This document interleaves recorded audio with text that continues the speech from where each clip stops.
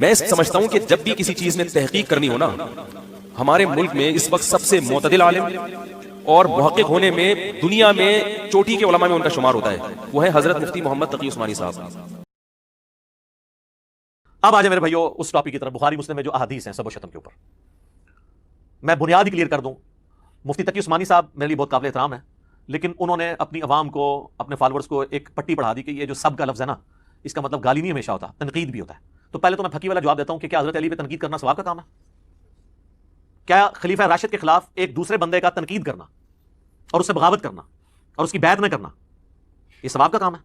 آپ تنقید بھی مانا لے لیں تب بھی بات کہاں تک جائے گی، کیونکہ جو حدیث ہے نا ابو ترمذی میں ماجہ میں علیکم بسنتی و سنت الخلفاء الراشدین المہدیین، اس میں الفاظ ہے تو میرے بعد بہت اختلاف دیکھو گے، اور دین میں نئی نئی بدعتوں سے بچنا اور میرے خلفاء راشدین اور میری سنت کو پکڑنا۔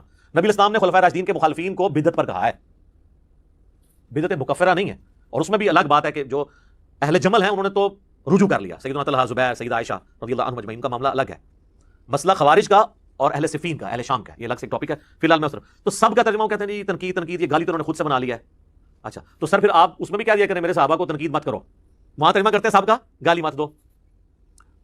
ہم یہ کہتے ہیں کہ سب کا ترجمہ مسلم میں خود ہوا ہے، مسلم میں سب نہیں لعنت کے الفاظ موجود ہیں، وہ ہم آپ کو حدیث بتاتے ہیں۔ یہ بخاری میں بھی حدیث ہے، بخاری میں اس کا نمبر ہے 3703 اور مسلم میں ڈیٹیل کے ساتھ ہے 6229۔ اہل مروان، آل مروان جو تھے بنو امیہ، ان میں سے ایک شخص مدینے کا حاکم بنتا ہے اور سہل بن سعد الساعدی کو بلاتا ہے ممبر پر اور کہتا ہے کہ حضرت علی کے بارے میں نازیبا کلمات کہو۔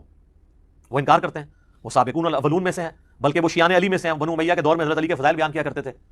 بخاری مسلم آپ کھول کے دیکھیں، لوگ ان کو جب حج کے موقع پر ملتے ہیں کہ آپ چند اصحاب میں سے ہیں سینئر جو باقی جنہوں نے رسول اللہ کی صحبت کی، تو آپ ہمیں بتائیں، تو وہ ایک حدیث سنایا کرتے تھے بڑی گج وج کے کہ اللہ کی قسم میں جانتا ہوں کہ غزوہ احد کے موقع پر جب رسول اللہ کے دانت شہید ہوئے تو کون تھا جو حضور کے زخم دھوتا تھا اور کس نے مرہم پٹی کی؟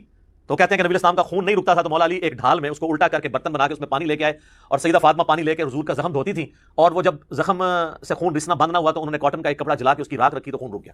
اور وہ یہ ہر جگہ چیخ چیخ کے یہ حدیث سناتے تھے، کیونکہ بنو امیہ کے دور میں حضرت علی پہ سب و شتم ہو رہا تھا تو حضرت علی کے فضائل بیان کرتے تھے، لہٰذا انہوں نے پھر سوچا کہ یار اسی بندے کو جو مولا علی کا شیعہ ہے اسی سے حضرت علی پہ لعنت کرا دیں تو باقی تو سارے ایکسیپٹ کر لیں گے، قبائلی سسٹم ہے۔ تو ان کو بلایا گیا سہل بن سعد الساعدی کو اور کہا کہ تم حضرت علی پہ سب و شتم کرو، تو انہوں نے کہا نہیں، کبھی نہیں ہو سکتا ایسے۔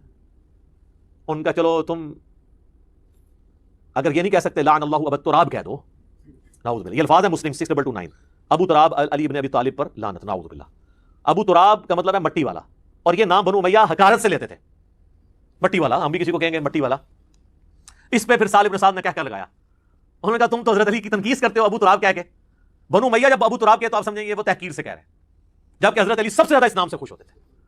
تو کہ اچھا یہ پھر نام کیسے پڑا؟ انہوں نے کہا ایک دفعہ سیدنا علی اور سیدہ فاطمہ کا میاں بیوی ہونے کے ناطے اختلاف ہوا تو حضرت علی ناراض ہو کے گھر سے نکل کے، اچھے خاوند ایسے ہی ہوتے ہیں، بیویوں سے جھگڑا ہو تو بیویوں کو نکالنے کے بجائے چپ کر کے سٹ سٹ کے باہر نکل جائے، ہم بھی ایسے ہی کرتے ہیں۔ اچھا نبی اسلام آئے تو آپ نے فاطمہ سے پوچھا، سیدہ فاطمہ سے، علی کدھر ہے تیرے چچا کا لڑکا؟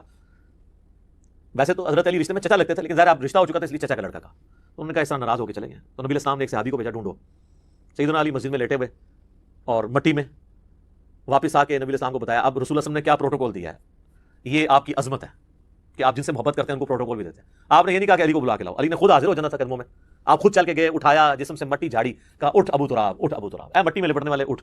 سیدنا علی کو یہ اتنا پسند آیا کہ انہوں نے اپنی کنیت ابو الحسن، حالانکہ لوگ انہیں ابو الحسن کہتے تھے، وہ اسے پسند نہیں کرتے تھے، وہ کہتے مجھے ابو تراب کو۔ تو وہ بنو امیہ کہتے ہیں کہ آپ ابو تراب بھی کہہ دو، انہوں نے کہا نہیں کہیں گے۔ تو یہ سب کا ترجمہ جو تقی عثمانی صاحب نے آپ کو پڑھایا نا، تھوڑی کتابیں بھی پڑھ لیں، کتابوں پہ بھی غور کر لیں، مرنے سے پہلے مسلمان کر لیں اس پہ غور، کتابوں کا خدا اور ہے بابوں کا خدا اور، کتابوں کا دین اور ہے بابوں کا دین اور، کتابوں کے دین کو فالو کریں۔ اب آ جائے میرے بھائیو صحیح مسلم کی اس حدیث کی طرف، انٹرنیشنل نمبر کے مطابق ہے 6220، سعد بن ابی وقاص رضی اللہ تعالیٰ عنہ، یہ آخر میں فوت ہونے والے بدری صاحب میں سے 56 ہجری میں حضرت معاویہ کے دور میں فوت ہوئے ہیں۔ صحیح مسلم کے الفاظ ہیں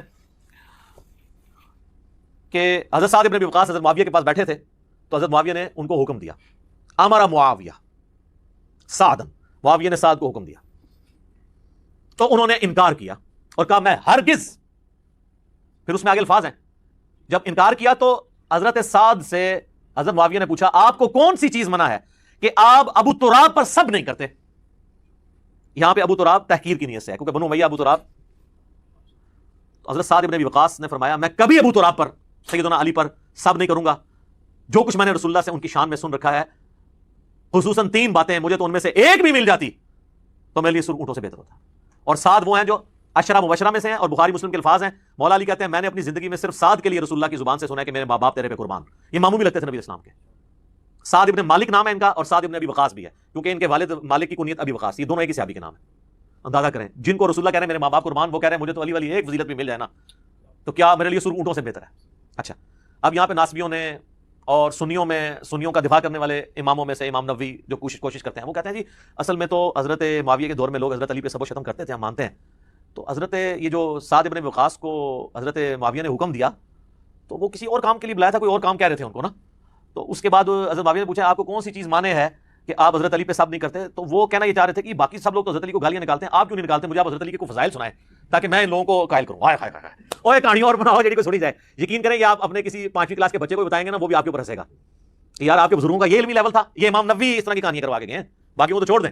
7ویں صدی ہجری کے اندر بڑا امام ہے جس نے مسلم کی شرح لکھی اور تبویب کی, باب باندھے. اچھا, بہرحال وہ ہمارا معاویہ کے بعد ہے کہ معاویہ نے حکم دیا اور سعد ابن ابی وقاص کہہ رہے ہیں کہ میں کبھی بھی یہ کام نہیں کروں گا, تو اسی کا حکم دیا تھا جو مرضی کر لیں. بہرحال ابن تیمیہ کو داد دینی چاہیے, ابن تیمیہ نے مسئلہ حل کر دیا. ابن تیمیہ نے شیعہ کے رد کے اندر منہاج السنہ لکھی ہے, جو اہل حدیث جو بندی ایون بریلوی بھی پیش کرتے ہیں, اردو ترجمہ بھی ہے اس کا, عربی بھی ہے. انہوں نے شیعہ کے جو اعتراضات نقل کیے نا ان میں اس مسلم کی حدیث کو بھی نقل کیا ہے. وہ اعتراض تو وہ اس سے خلافت کا رزلٹ نکالتے تھے نا, تو انہوں نے اس کا رد کیا, لیکن انہوں نے نا اس حدیث میں خود سے الفاظ ڈالے ہیں جس سے انہوں نے یہ بتا دیا کہ یہ واقعی یہ تھا. انہوں نے پتا کیا کہا, امر معاویہ بسب سعد, حضرت معاویہ نے حضرت علی پہ سب کرنے کا حکم دیا. یہاں تو الفاظ تھے نا حکم دیا, سب کے الفاظ انہوں نے سب خود ایڈ کیا فل ان دی بلینکس. تو فابا, تو اس نے انکار کر دیا, حالانکہ یہ الفاظ مسلم میں نہیں تھے, لیکن ابن تیمیہ نے ایڈ کر کے منصف مزاج ہونے کا ثبوت دیا. ایک بار کہہ دینا پھر رحمۃ اللہ علیہ. ویسے تو میں عموماً کہتا ہوں امام ابن تیمیہ المتوفی 728 ہجری, اس پہ بنتا ہے کہ اللہ کی رحمت ہو, اس کی وجہ سے انہوں نے جو تھوڑی بہت ناسبیت پھیلائی ہے, زیدیت, وہ اللہ تعالیٰ معاف کر دے. یہاں پہ انہوں نے حق گوئی کا ثبوت دیا. آمین. اے بولے جی پرانے, انہوں نے دلی چالے تک محبت ہے. اچھا جی, تو حضرت سعد ابن وقاص کہتے ہیں میں کبھی نہیں کروں گا. 3 باتیں مجھے ایک بھی مل جاتی. سن, پہلی بات, غزوہ تبوک کے موقع پر نبی علیہ السلام نے علی کو عورتوں اور بچوں پہ چھوڑا تو رونا شروع ہو گیا. یہ پہلا اور آخری موقع تھا کہ حضور کے ساتھ جنگ میں حضرت علی شریک نہیں, ورنہ ہر جنگ میں تھے. حضور علیہ السلام نے ان کو تسلی دی کہ کیا تو اس پہ خوش نہیں ہے کہ تیری میرے ساتھ وہی نسبت ہے جو ہارون کی موسیٰ کے ساتھ, جس طرح حضرت موسیٰ علیہ السلام کو طور پہ کہتے ہارون کو چھوڑ گئے تھے, مگر میرے بعد کوئی نبی نہیں, نبوت والا سٹیٹس نہیں. پھر ان کا دوسری فضیلت, غزوہ خیبر کے موقع پر نبی علیہ السلام نے فرمایا کل میں اس شخص کے ہاتھ میں جھنڈا دوں گا جو اللہ اور اس کے رسول سے محبت کرتا ہے, اللہ اور اس کے رسول سے محبت کرتے ہیں. ہم پوری رات اس شوق میں نہیں سوئے کہ کون خوش نصیب ہوگا. صبح نبی علیہ السلام نے سیدنا علی کو یہ جھنڈا دیا. اور مسلم میں تو آگے الفاظ ہیں 6222 حدیث میں, یہ کٹھی 2 حدیث ہیں, اس میں الفاظ ہیں کہ حضرت ابو ہریرہ کہتے ہیں کہ حضرت عمر کہتے ہیں مجھے پوری زندگی کبھی کسی منصب کی خواہش نہیں ہوئی سوائے اس ایک موقع پر. میری خواہش تھی کہ جھنڈا مجھے ملے, لیکن علی کو ملا, الحمدللہ. تو اس کے بعد کہتے ہیں کہ اس میں کہ شعبہ چشم تھا, حضور نے لعاب لگایا, شفا ہوئی, اللہ نے پھر فتح دے دی. اور ان کا تیسری فضیلت سن, جب نجران کے عیسائیوں کا وفد آیا تو نبی اسلام نے ان پہ دلائل تمام کیے, تو اینڈ پہ اللہ تعالیٰ نے حکم نازل کیا, سورہ آل عمران آیت نمبر 61 آیت مباہلہ. تو نبی اسلام نے سیدنا حسن حسین فاطمہ اور سیدنا علی کو لیا اور کہا اللہم ہؤلاء اہل بیتی, یہ میرے اہل بیت ہیں. تو اب یہ فضیلت تو بہت بڑی تھی.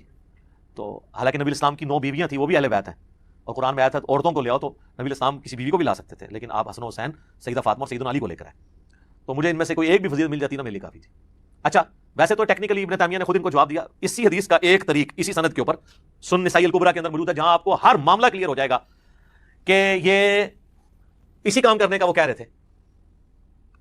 کیونکہ اس طریق کے اندر آتا ہے کہ پھر ان کا بیٹا کہتا ہے کہ جب میرے باپ سعد ابن ابی وقاص نے حضرت معاویہ کو یہ باتیں سنائی نا, تو جتنے دن حضرت معاویہ مدینہ شریف رہے, رسول اللہ صلی اللہ علیہ وسلم کے اس عظیم صحابی اور ان کے داماد سیدنا علی بن ابی طالب کے بارے میں ایک جملہ بھی تنقیص کا اپنی زبان سے نہیں نکالا. تو وہی نکالتے تھے نا.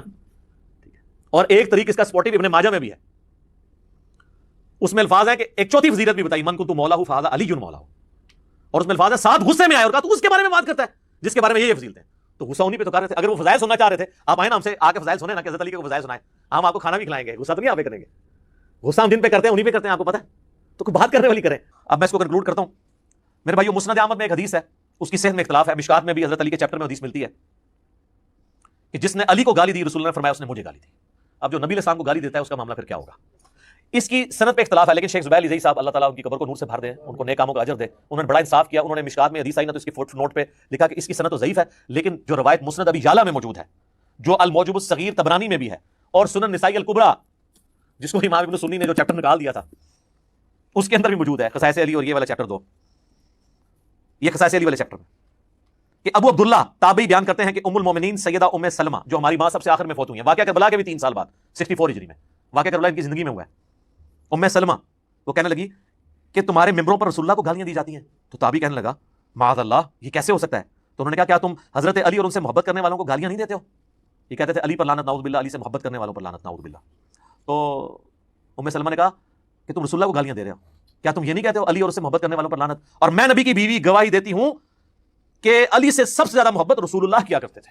تم جب یہ کہتے ہو نا کہ علی سے محبت کرنے والوں پر لعنت، تو یہ حضرت علی سے سب سے زیادہ محبت کرنے والے خود رسول اللہ تھے صلی اللہ علیہ وسلم. اس پہ تو میں وہ آیت ہی پڑھوں گا، سورۃ الاحزاب کی آیت نمبر 57 جو آیت درود سے اگلی آیت ہے. ان الذین یؤذون اللہ ورسولہ لعنهم اللہ فی الدنیا والآخرہ وأعد لهم عذابا مہینا. بے شک جو لوگ اللہ اور اس کے رسول کو تکلیف دیتے ہیں ان پر اللہ کی لعنت ہے دنیا میں بھی اور آخرت میں بھی، اور اللہ تعالیٰ نے ان کے لیے ذلیل و خوار کر دینے والا عذاب تیار کر رکھا ہے. والعیاذ باللہ تعالیٰ اللہ کی لعنت ہے جو یہ حرکت کر رہے ہیں. ہم لعنت نہیں بھیجتے، ہمیں نبی الاسلام نے اس سے منع کیا ہے. ہم جھوٹے کو بھی ڈائریکٹ نہیں کہیں گے کہ تو لعنتی ہے، ہم یہ کہیں گے تیرے اس عمل کی وجہ سے تو لعنت کا مستحق ہوا. یہ ایک شرعی مسئلہ آپ یاد رکھیں. ہمارا جو اختلاف ہے نا روافظ کے ساتھ، غالی شیعوں کے ساتھ، وہ یہ ہے کہ آپ لعنت آپ نہ بھیجیں، جس نے کیا وہ خود بھگتے گا، اور جو فوت ہو چکا وہ اپنے جان کو ویسے ہی پہنچ چکا، ضرورت ہی نہیں ہے.